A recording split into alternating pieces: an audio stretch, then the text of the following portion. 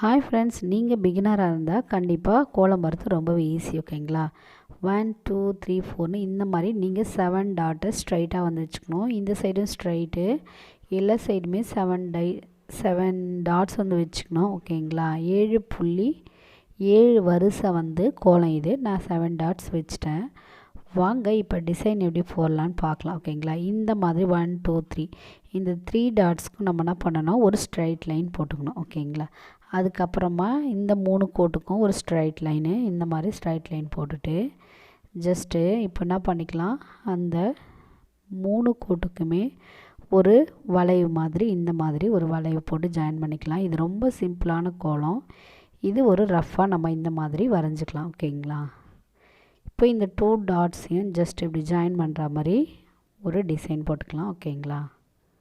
இப்போ சேம் அதே மாதிரி இந்த 3 டாட்ஸ்க்கு ஸ்ட்ரைட்டாக ஒரு கோடு. இப்போது இந்த 3 டாட்ஸ் போட்டு இதுக்கு ஸ்ட்ரைட் லைனில் ஒரு கோடு போட்டுக்கலாம். ஓகேங்களா?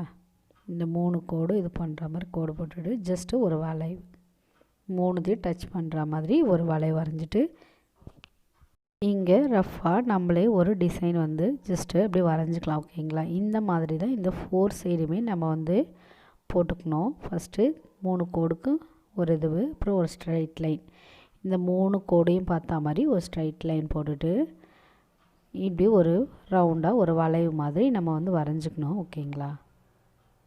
அப்புறம் ரஃப்பாக இந்த 2 டாட்ஸையும் ஜாயின் பண்ணிவிட்டு போட்ட மாதிரி ஒரு கோடு போட்டுக்கலாம். ஓகேங்களா?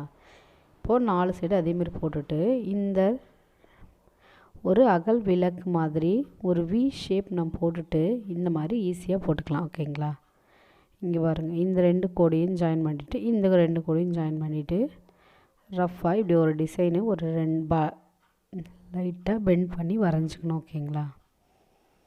இங்கே பாருங்கள், இந்த 2 கோடுக்கும் இந்த 2 கோடும் லைட்டாக பெண்ட் பண்ணிவிட்டு வரைஞ்சிக்கணும். ஓகேங்களா?